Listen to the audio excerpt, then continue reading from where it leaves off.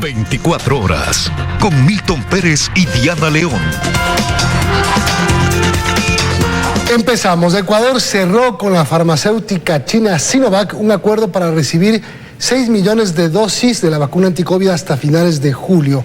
Además, el país está a la espera de confirmar la recepción de al menos 2 millones de dosis donadas por los Estados Unidos. Ecuador aspira a poder incrementar el número de vacunados de 70.000 a 200.000 diarios. Para eso, el gobierno trabaja en la adquisición de vacunas. El viceministro de Gobernanza y Vigilancia de la Salud confirma que las negociaciones y nuevas compras rinden frutos. Ecuador cerró un acuerdo con la farmacéutica china Sinovac, con la que negocia 1 millón de dosis adicionales, y mientras tanto se espera que lleguen 6 millones de dosis de la vacuna. 2 millones de dosis entre el 1 y el 4 de julio, otros 2 millones entre el 5 y el 11, y la tercera semana, entre el 19 y el 25, tenemos 2 millones. Estas nos permitirían continuar con el objetivo de vacunación, ya que CanSino no podrá enviar las 6 millones de dosis previstas para julio. Mandará a Ecuador 300.000 dosis en julio y 500.000 en agosto. Han mostrado un retraso, digamos, en las entregas, y por eso es que la otra empresa china nos está adelantando. Y confirma el embajador itinerante Juan Carlos Holguín que continúan con el trabajo para conseguir las vacunas que permitan inmunizar al Ecuador y cumplir con el propósito de reactivación. Estamos a horas o días de que podamos tener una muy buena noticia para el Ecuador en relación a vacunas de otra casa farmacéutica. Creo que las cosas van por buen camino. Hay que hacer cambios. Hace apenas 3 semanas teníamos una expectativa muy grande con las vacunas de Rusia. Rusia entró en una emergencia muy grande por la pandemia ya. Asimismo, el país continuará recibiendo vacunas de Pfizer en mayor número. Tenemos previstas 568.620 dosis para el mes de julio. En agosto arribarían 1 millón de dosis de Pfizer, en septiembre 894.000 y luego 631.000 dosis de octubre a diciembre, mientras que de AstraZeneca se esperan 410.000 dosis en julio y 920.000 en agosto, 650.000 en septiembre y así continuará hasta diciembre. Además, todavía estamos a la espera de la confirmación de la llegada de al menos 2 millones de dosis procedentes de Estados Unidos, que anunció que donaría 14 millones de COVAX a Latinoamérica. No nos podemos adelantar a las cantidades. Ya se ha anunciado la colaboración para Perú, para Colombia y Ecuador el día de hoy, lunes 28 de junio, ha terminado ya el envío de toda la documentación. La disposición ahora es que el plan de vacunación avance. En Quito, María Gracia Acosta, 24 horas. Y les contamos que 1 de cada 4 personas que tiene su cita agendada para vacunarse contra el coronavirus no acude. El creciente ausentismo está complicando el desarrollo del proceso de vacunación, admite el Ministerio de Salud.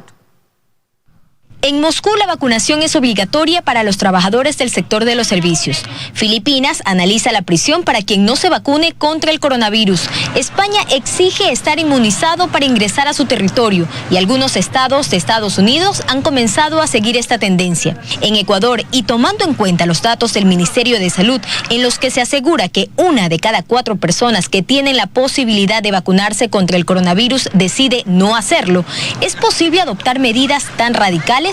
Y aunque el bienestar común está por encima del individual, Ramiro García cree que no es necesario violentar la Constitución para ello. Pero teniendo en cuenta que esa no vacunación puede generar riesgos a terceros, es posible establecer ciertas restricciones que de una u otra manera incentiven a las personas a vacunarse.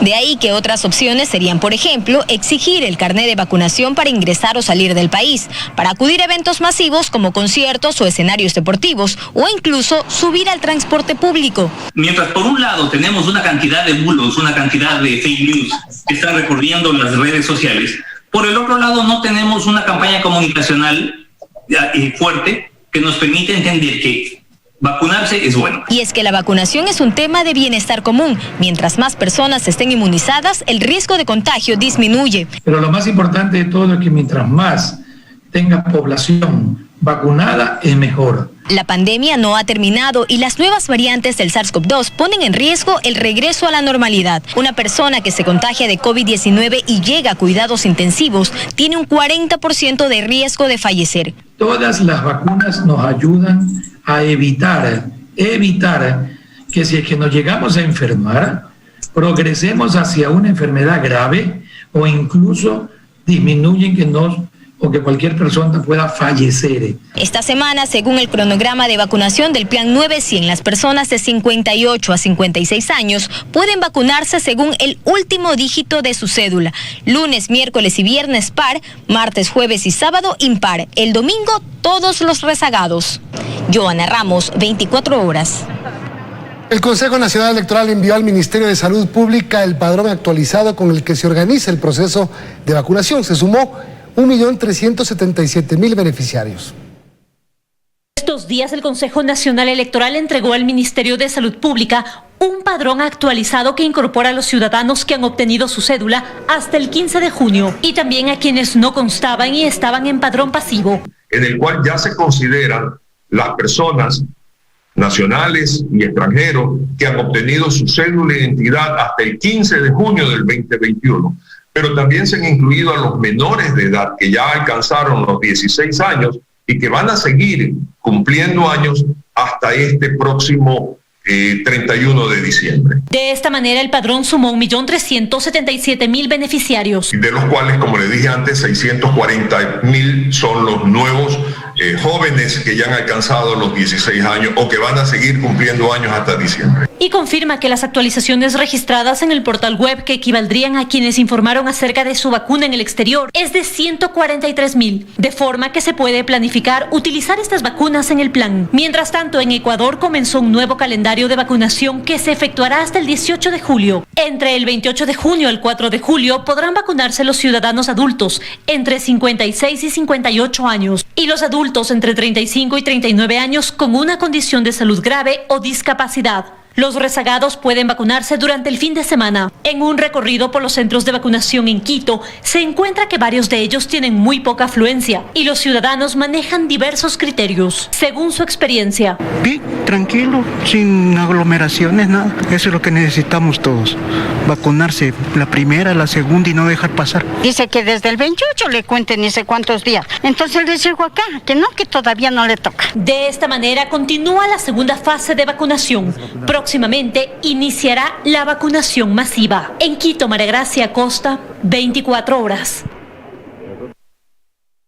La recuperación del presidente de la República avanza de manera favorable. La Secretaría de Comunicación informó que las terapias de rehabilitación física se realizan dentro de lo planificado por los médicos. El primer mandatario retornará en los próximos días al país.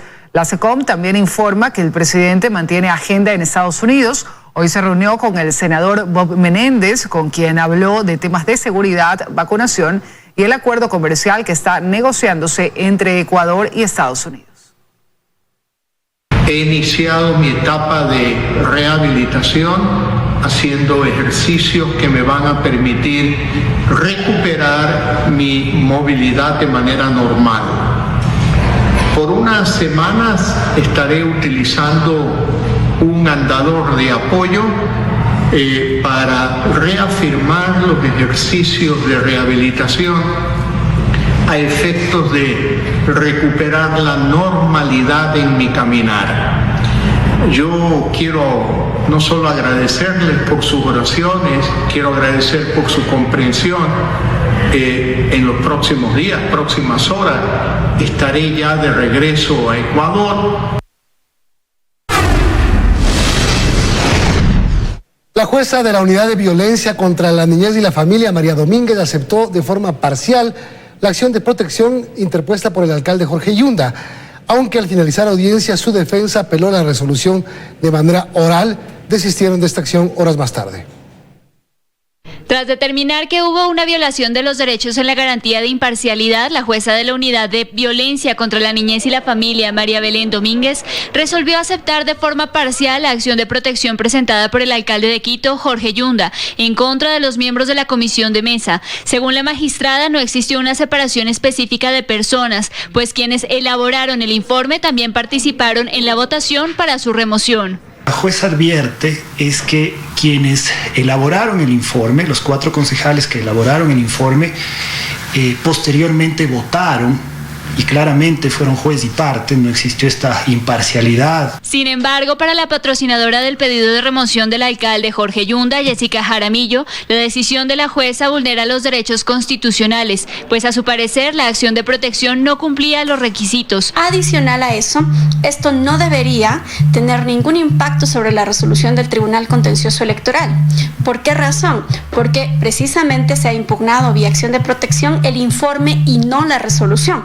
La resolución sigue en firme. En base a ello, la concejal Luz Helena Coloma no descarta poner una queja en contra de la magistrada. A esta jueza resulta un poco extraño, sobre todo porque ella a través de su red social ya había hecho algún comentario acerca de esto. Se ha evidenciado aquí el direccionamiento.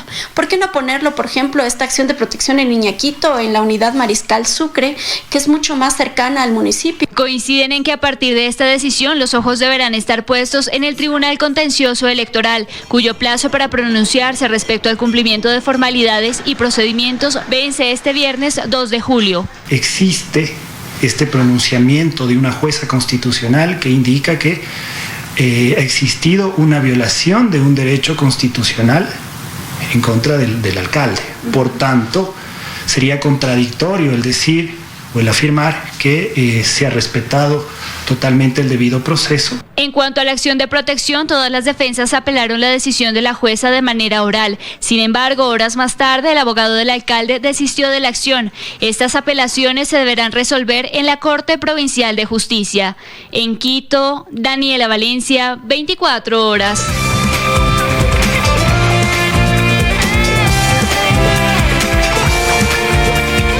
Seguimos, amigos. Los gobiernos autónomos descentralizados y las universidades aplauden la decisión de la Corte Constitucional de declarar improcedente el veto del expresidente Moreno a la ley de régimen tributario. Ahora los valores de impuesto al valor agregado irán directamente a sus arcas sin pasar por el gobierno. La Corte Constitucional rechazó el veto de Moreno a la ley de régimen tributario. El exmandatario vetó totalmente esta ley porque alegó que modificaba la asignación presupuestaria. Sin embargo, la Corte Constitucional declaró esta objeción improcedente debido a que las disposiciones objetadas no plantean la creación derogatoria o modificación del IVA. Antes de esta normativa, si los GATS o las universidades obtenían un bien, el IVA era retenido, pasaba al SRI para que este a su vez vaya al presupuesto general del Estado y luego era devuelto a estas instituciones. Esto implicaba en muchos de los casos pues unas esperas muy largas para lograr la devolución de ese recurso por IVA. En ese sentido había una afectación a la liquidez de los municipios, de las universidades también. Esto generó incluso que el Estado adeude este monto a GATS y universidades, deudas que aún no terminan. Que bordea un monto de 148 millones, esto también tiene que ser de que se devuelva a todos los GATS del país, porque esto no puede quedar pendiente. Por eso aplauden la decisión de la Corte Constitucional, porque ahora ese IVA quedará en los GATS y en las universidades. Ahorita ya no hay trámites, van a tomar esos recursos directamente las entidades. Con lo cual pues se cuida los recursos de esas instituciones y al mismo tiempo la liquidez y la previsibilidad de los recursos que estarían disponibles, y no habría que esperar en algunos casos varios meses hasta que se lograba la devolución del IVA. Ahora resta que la ley pueda ser enviada al registro oficial para que se pueda aplicar. En Quito, Andrea Samaniego, 24 horas. La defensora del pueblo subrogante acudió a la Asamblea Nacional para entregar el proyecto de ley para garantizar el derecho a la interrupción voluntaria del embarazo en caso de violación. La Defensoría debía entregar la nueva normativa en 2 meses, una vez que la Corte Constitucional dio luz verde a la despenalización del aborto por violación. La defensora subrogante informó que el documento de 49 artículos busca en su esencia la protección de las niñas, adolescentes o mujeres violadas que deseen no seguir con ese embarazo y que se cumpla con el derecho constitucional. Básicamente el proyecto de ley tiene como centro la protección de las víctimas de violación, niñas, adolescentes, mujeres y personas con capacidad de gestar en el Ecuador. En este sentido, pues el bien jurídico protegido son las víctimas, regular el aborto por violación. También la prevención es un cuerpo de ley integral que además contempla las acciones interinstitucionales para la protección. El secretario de Gestión y Desarrollo de Nacionalidades y Pueblos Indígenas llama al diálogo al nuevo presidente de la CONAIE, Leonidas Issa. Más que una posición ideológica, se necesitará una posición técnica y pragmática, dice. Los analistas sostienen que será necesario mucho diálogo y acciones concretas. El ala más radical del movimiento indígena preside ahora la CONAIE.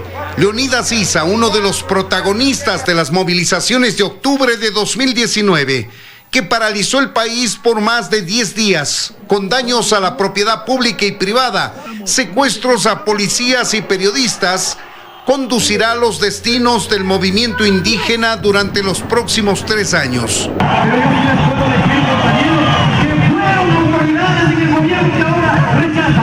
Con 821 votos de algo más de 1.200 delegados, Leonidas Issa se convirtió en el máximo dirigente indígena, a quien llama al diálogo el gobierno, para ponerse de acuerdo en temas puntuales que vía resolución los indígenas rechazan. Derogatoria de los decretos, de los 3 decretos que están regulando la alza de los combustibles. El gobierno esperaba esta designación para propiciar el acercamiento que lo hará directamente el presidente de la República a su regreso del exterior, y su compañero indígena le llama al diálogo. El compañero Leonidas Issa, pues, ahora que representa a la CONAIE, pues como presidente, piense, por supuesto, en el país, piense, por supuesto, en el Estado. Cree que el sector indígena debe elaborar propuestas y opciones a las iniciativas del gobierno que se opongan. Más allá de tener una posición ideológica que es respetable, hay que tener una posición técnica, pragmática. Pero los analistas ven complicado un acercamiento de Leonidas Issa con el gobierno. Posiblemente él va a mantener la posición radical que él ha tenido hasta este momento. Por ejemplo, temas como reforma tributaria o el propio tema de los combustibles. Y cree que incluso podría generar tensiones dentro de su propio movimiento, cuando las posiciones sobre diferentes temas sean contrapuestas o al menos diferentes. La propia presidencia de la Asamblea puede tener problemas si es que hay una radicalización muy fuerte de la CONAIE, porque va a sentirse de alguna manera impactada y va a sentirse entre dos fuegos. Por ello, dice, será necesario insistir en el diálogo. En Quito, Freddy Paredes, 24 horas. Un sistema de recaudación de dinero que ofrece pagar intereses del 90% en corto plazo capta la atención de ciudadanos y autoridades en Quevedo, en la provincia de Los Ríos. El promotor de este esquema, un ex militar, defiende la legalidad del sistema. Fajos de dinero, unos encima de otros, gente contándolo y en casi todos una misma persona. Miguel Ángel Nazareno Castillo, hasta hace 3 semanas cabo de la Fuerza Terrestre, quien reside en Quevedo, Los Ríos, hace más de 30 años. Se promociona como empresario e inversionista y es el principal promotor de Big Money, un sistema de recaudación de dinero que ofrece pagar el 90% de intereses en apenas 8 días a quienes le entreguen desde $300. Por ejemplo, si una persona entrega $1,000, después de 8 días recibe ese mismo monto más $900 por concepto de intereses. En total, $1,900. Una de las reglas, sin embargo, es que no se puede dar el interés recibido como parte de una nueva entrega. Pero, ¿de dónde sale el dinero? Miguel Ángel Nazareno ha respondido esa pregunta varias veces a medios locales. Que son los ejes comerciales de madera, como le decía, la tecnología, víveres de consumo masivo y la línea blanca. En ese tipo de inversiones es la que nosotros hacemos y nosotros buscamos adherentes. Los adherentes son las personas, los inversionistas. Nazareno defiende la legalidad de este esquema que empezó en mayo con apenas 40 personas y que a la fecha aglutina a al menos 5,000, y ya no solo de la provincia de Los Ríos. Es así donde nosotros le damos vuelta al dinero. Nosotros no somos una pirámide como lo dicen, ¿no? Como muestra de la presunta formalidad con la que se lleva el negocio, en videos que circulan en redes sociales se enseñan estos recibos. En el encabezado se lee Big Money. Debajo, plataforma financiera, venta de madera, tecnología, víveres y demás. Sin embargo, ese mismo RUC está registrado en el Servicio de Rentas Internas para actividades de reparación y mantenimiento de aparatos de uso doméstico como refrigeradoras, cocinas, entre otros. Un giro de negocio completamente distinto. Como parte de sus actividades, Miguel Ángel Nazareno reparte víveres en las zonas populares del Cantón Quevedo, pues con este esquema en el que ha dicho trabajan no menos de 100 personas, ha formado también un fondo solidario. Anunció además la apertura de un almacén de electrodomésticos y a corto plazo, una cooperativa de ahorros propia. A través de un comunicado, la Superintendencia de Bancos advierte a la ciudadanía sobre este, entre comillas, esquema de inversión y señala que Big Money, también conocido como Quevedo Inversiones, no está autorizado por la entidad, mientras que desde Fiscalía prefieren no referirse al tema. Ahí se ha abierto una investigación de carácter reservado. En Guayaquil, Carlos Acoto, 24 horas. La Policía Antinarcóticos realizó un decomiso de más de 7 toneladas de droga en el puerto marítimo de Guayaquil. El alcaloide pretendía ser enviado a Europa. Un duro golpe le ha dado la policía ecuatoriana al narcotráfico. Este domingo, en 2 operativos realizados en el puerto marítimo de Guayaquil, 6.235 bloques de cocaína, que equivalen a más de 7 toneladas de droga, fueron confiscados. Se trata de uno de los decomisos más grandes que en el país se han reportado. El hallazgo se produjo en el área de Preembarque, donde 1.111 paquetes estaban camuflados en 19 bultos y otros 5.124 en 86 sacos de yute. En estos contenedores que transportaban atún enlatado con destino final España. La empresa exportadora responsable de estos 2 envíos, valorados en más de 330 millones de dólares, era investigada desde antes. Pues en marzo de este año, al inspeccionar uno de sus contenedores, la policía encontró otras 2 toneladas del mismo alcaloide, cuyo destino también era Europa. La semana anterior se realizó un operativo donde existieron 8 detenidos vinculados a este envío de droga. Si bien se han logrado frustrar estos últimos 3 envíos gracias a la cooperación internacional, la policía de Ecuador conoce acerca de la salida a mediados de este mes de 6 toneladas 683 kilos de cocaína rumbo a Turquía. El cargamento tiene un valor referencial en el mercado superior a los 500 millones de dólares. La semana anterior nos proporcionaron datos nuestros similares acerca de esta incautación en este país de destino. Inmediatamente nosotros, pues como Policía Nacional, realizamos las coordinaciones con Fiscalía, aperturamos la indagación previa, estamos recabando todo tipo de información para poder llegar a determinar posiblemente el lugar de contaminación, los participantes y quienes fueron pues los responsables de este ilícito. Cabe mencionar que información internacional señala que la nueva ruta de la cocaína ahora pasa por Turquía. Las mafias turcas han ganado peso en la distribución de esta droga en Europa tras llegar a alianzas con organizaciones como el cartel mexicano de Sinaloa. En lo que va del 2021 se han decomisado 74 toneladas de droga en todo el territorio ecuatoriano. 10 toneladas provenientes del microtráfico y 64 del narcotráfico. Luisa María Heredia, 24 horas. Seguimos, 6.440 cirugías están represadas en el Hospital Carlos Andrade Marín de Quito por falta de medicamentos e insumos. Aunque el presupuesto debería cubrirlos, cientos de procesos de compra quedaron incompletos. Vino desde La Tacunga para recibir sus medicamentos en el Hospital Carlos Andrade Marín. Desde hace 9 meses es paciente oncológica y por primera ocasión se va sin su tratamiento completo. Me falta unas 5 pastillas de unas pequeñas que es para el vómito, porque dice lo que hay que dar. Lo mismo ocurre con don René, de 69 años. Él debe recibir medicamentos cada 3 meses para tratar su vasculitis. Asegura que en vista de que no lo recibe completo, debe poner de su propio bolsillo. Una pena, ¿no?, que después de haber trabajado y uno siendo jubilado aquí tenga que salir haciendo gastos en la calle. Estos son solo algunos de los miles de casos que se pueden hallar en los exteriores del Hospital Carlos Andrade Marín de Quito, una de las casas de salud más grandes e importantes de la capital, que actualmente atraviesa la situación más compleja en 51 años de historia. A la fecha, el desabastecimiento del hospital en fármacos alcanza un 66%, en dispositivos un 65%. Hemos visto carencia de el analgésico más comúnmente utilizado inyectable, que es el paracetamol. O sea, para controlar el dolor de manera inyectable no lo tengo. No tengo antibióticos de amplio espectro, no tengo sedantes, no tengo analgésicos, no tengo relajantes musculares. pero tampoco dispongo en suficiente stock de lo que son las herramientas necesarias para un procedimiento quirúrgico. Desde marzo de 2020 a la actualidad se han represado 6.440 cirugías, 1.900 correspondientes a traumatología.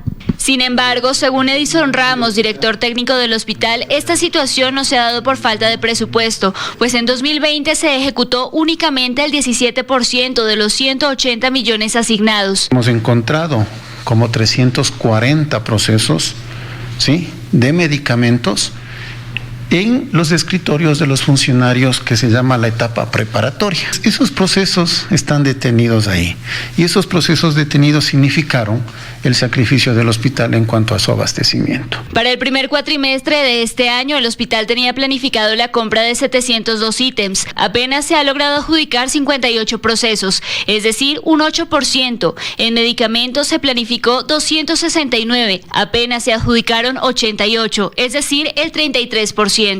En Quito, Daniela Valencia, 24 horas.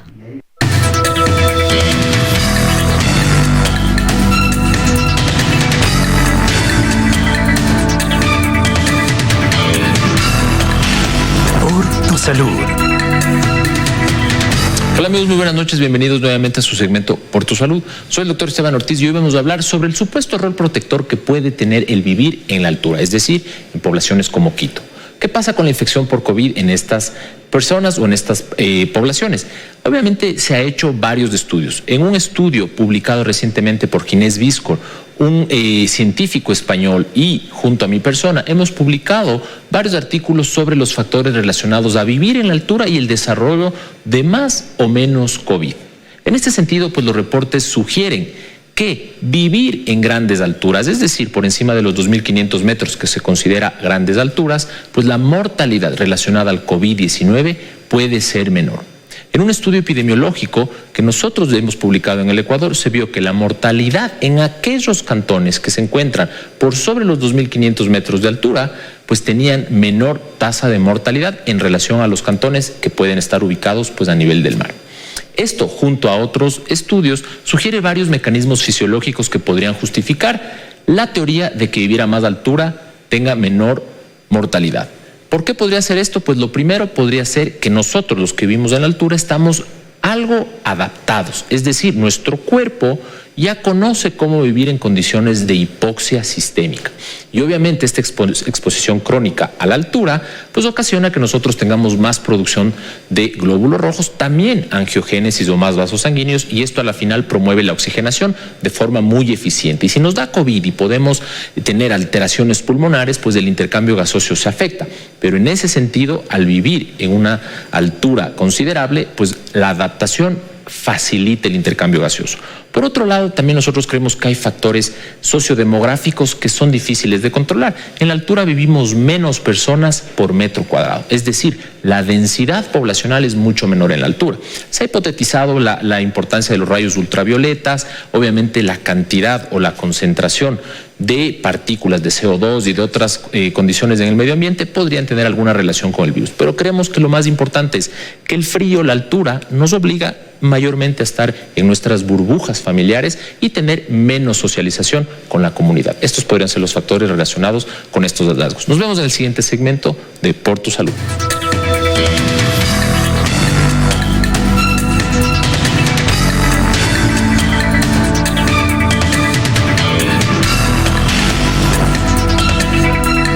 Por tu Salud.